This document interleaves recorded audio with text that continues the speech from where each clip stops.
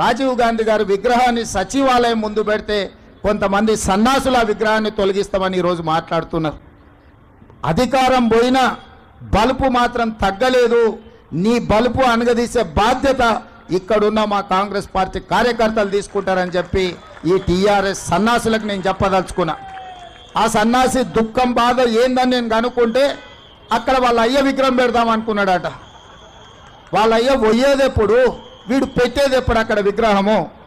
ఈ దేశానికి స్వతంత్రం తెచ్చిన కుటుంబము, ఈ దేశం కోసం 2 తరాలు ప్రాణాలు ఇచ్చిన కుటుంబము, ఈ తెలంగాణ రాష్ట్రాన్ని ఏర్పాటు చేసిన కుటుంబము సచివాలయం ముందు కోట్లాది ప్రజలకు స్ఫూర్తిగా అమరవీరుల స్తూపం పక్కన ఈ దేశం కోసం అమరుడైన శ్రీ రాజీవ్ గాంధీ గారి విగ్రహం పెట్టడం సముచితం.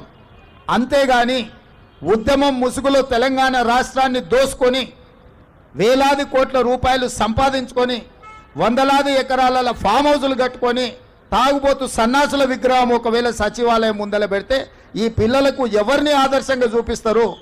పొద్దున్నేస్తే రాత్రి వరకు తాగి ఫామ్ హౌస్లో పొర్లాడే కేసీఆర్ విగ్రహం ఉండాలనా అక్కడ సచివాలయం ముందల? లేకపోతే దేశం కోసం ప్రాణత్యాగం చేసిన రాజీవ్ గాంధీ విగ్రహం ఉండాలన్నా తెలంగాణ సమాజం ఆలోచన చేయాలి.